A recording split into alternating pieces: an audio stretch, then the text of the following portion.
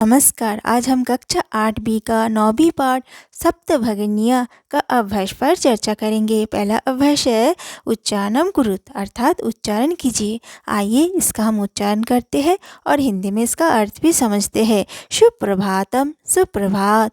चतुर्विंशति 24 सप्तभगिनिया 7 बहनें गुण गौरव दृष्टवा गुण एवं गौरव की दृष्टि से महत्वधायिनी महत्व को रखने वाली द्विसप्ततितमे 72 में प्राकृतिक समृद्धि प्राकृतिक संपदों से पुष्प स्तबक सदिशानी पुष्प के गुच्छे के समान पर्व परंपरा भी पर्व की परंपरा से वंश वृक्ष निर्मिता नाम बांस के वृक्ष से निर्मित वंश उद्योग एवं ये बांस का उद्योग अंतर्राष्ट्रीय ख्याति अंतर्राष्ट्रीय स्तर की प्रसिद्धि। प्रश्न नंबर 2 प्रश्न नाम उत्तरणी एक पदेन लिखत अर्थात प्रश्न के उत्तर एक पद में लिखिए।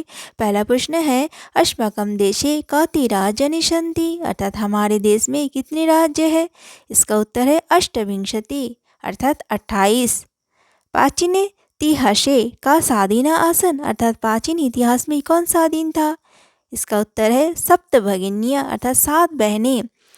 केषां समवाय सप्तभगिन्य इति कथयते अर्थात किन के समवाय को 7 बहनें कहते हैं। इसका उत्तर है सप्त राज्य नाम अर्थात 7 राज्य को।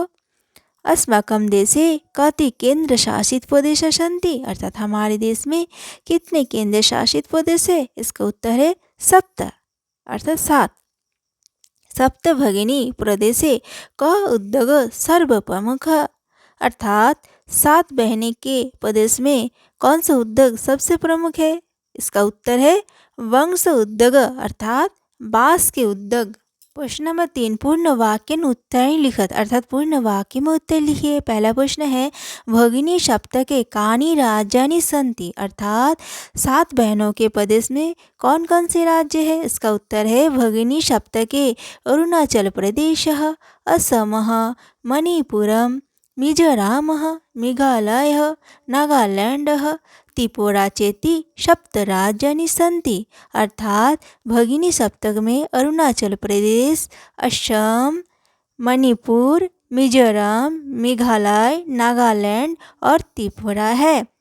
इमानि राज्यानि सप्तभगिन्य इति किमर्थ कथयन्ते अर्थात इस राज्य को 7 बहनें क्यों कहते हैं। इसका उत्तर है सामाजिक सांस्कृतिक परिदर्शनम समायद इमानि राज्यानि सप्तभगिन्य इति कथयन्ते अर्थात सामाजिक सांस्कृतिक परिदृश्य के समानता का कारण इस राज्य को 7 बहनें कहते हैं।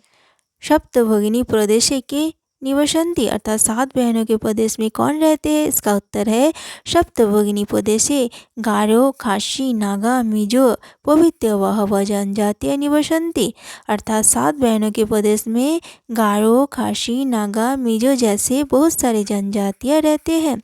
एतत् प्रादेशिक के निशानता सन्ति अर्थात इस प्रदेश कैसे निपुण है। इसका उत्तर है एतत् प्रादेशिक शैला कलाभिश्च निशानता सन्ति अर्थात इस प्रदेश अपने कला कौशल से निपुण है। वंश वृक्ष वस्तुना उपयोग कुत्र क्रियते अर्थात वंश बांस के वृक्ष के वस्तु का उपयोग कहाँ किया जाता है। इसका उत्तर है वंश वृक्ष वस्तुनाम उपयोग आवस्त्रभूषणेभ्यो गृह निर्माण पर्यंतम क्रियते अर्थात बांस के वृक्ष के वस्तु का उपयोग आभूषण से लेकर घर निर्माण तक किया जाता है। प्रश्न नंबर 4 रेखांकित पदमद्वितीय प्रश्न निर्माणम कुरुत अर्थात रेखांकित पदों के आधार पर प्रश्न निर्माण कीजिए। वयम सदस्यस्य राज्यानां विषये ज्ञातुमिच्छामि अर्थात हम सब अपने देश के राज्य के विषय में जानना चाहते हैं। तो प्रश्न क्या बनेगा हम सब किसके राज्य के विषय में जानना चाहते हैं। तो इसको कहते हैं कस्य। तो प्रश्न क्या बनेगा वयं कस्य राज्यानां विषये ज्ञातुम् इच्छामि। सप्तभगिन्य प्राचीन इतिहासे प्राय स्वाधीन एव दृष्टा अर्थात 7 बहनों के प्रदेश प्राचीन इतिहास में प्राय स्वाधीन दिखाई देते हैं। तो प्रश्न क्या बनेगा कौन प्राचीन इतिहास में प्राय स्वाधीन दिखाई देते हैं। तो कौन को कहते हैं कहा। तो प्रश्न बनेगा कहा प्राचीन इतिहासे प्रायः साधिनः एव दिष्टः स्वदेशस्मिन् हस्तशिल्पानां बाहुल्यं वर्तते। अर्थात इस स्वदेश में हस्तशिल्पियों का अधिकता है। तो प्रश्न क्या बनेगा इस प्रदेश में किनके अधिकता है। तो किनको को कहते हैं केशाम। तो प्रश्न बनेगा प्रदेशस्मिन् केशां बाहुल्यं वर्तते। एतानि राज्यानि तु भ्रमणार्थ स्वर्ग सदृशानि। अर्थात इस राज्य में भ्रमण तो स्वर्ग जैसा है। तो प्रश्न क्या बनेगा इस राज्य में भ्रमण कैसा है। तो प्रश्न बनेगा कैसा को कहते हैं किदेशानी। तो प्रश्न बनेगा इतानी राज्यानि तो भ्रमणार्थ किदेशानी। क्वेश्चन नंबर 5 यथा निर्देश उत्तरत अर्थात निर्देश अनुसार उत्तर दीजिए। महोदये मैं भगिनी कथयति। हे महोदया मेरी बहन कहते हैं।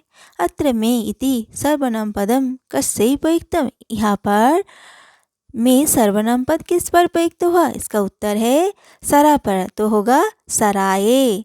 सामाजिक सांस्कृतिक परिदिशायां समायाद इमानी उक्तपाधिना पथितानि। अर्थात सामाजिक सांस्कृतिक वातावरण के समांतर कारण उक्तोपाधि से प्रसिद्ध है।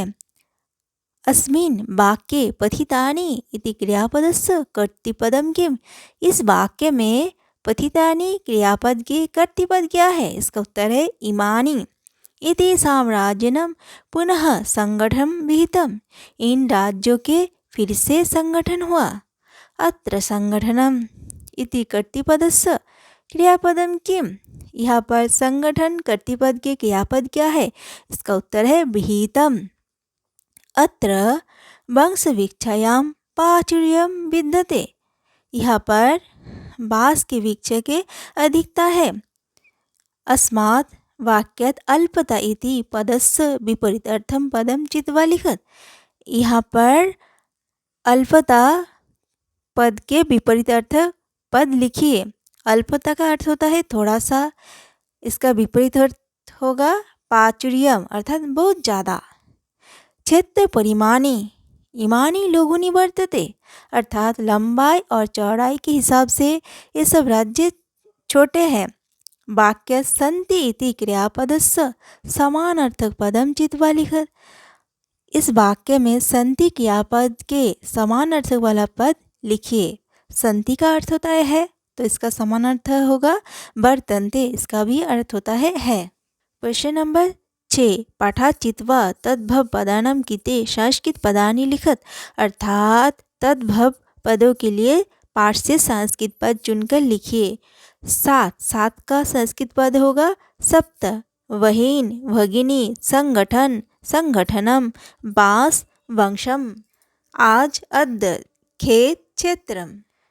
भिन्न प्रकृति पदम चिन्हित अर्थात भिन्न प्रकृति वाला पद चुनिए। गच्छति पठति धावति अहसत क्रीडति। यहाँ पर भिन्न प्रकृति वाला पद है अहसत क्योंकि बाकी पदों का रूप है वर्तमान काल का यानी लौट लकर का और अहसत है लौंग लकर का रूप यानी भूतकाल का। छात्र सेवक शिक्षक लेखिका क्रीडक। यहाँ पर भिन्न प्रकृति वाला पद है लेखिका क्योंकि लेखिका है स्त्रीलिंग पद और बाकी के सब पुल्लिंग पद है।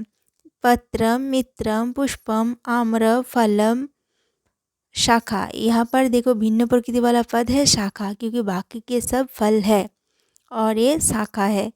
व्याघ्र भल्लुक गज कपत विषव सिंह। यहाँ पर भिन्न प्रकृति वाला पद है कपत क्योंकि बाकी के सब जानवर है और कपत पक्षी है। पृथ्वी वसुंधरा धरती यानम वसुधा। यहाँ पर भिन्न प्रकृति वाला पद है यानम क्योंकि बाकी सब पृथ्वी के पर्यायवाची पद है। क्वेश्चन नंबर 7 विशेष विशेषणानाम उचितम मेलम कुरुत। अर्थात विशेष विशेषण पद का मिलान कीजिए।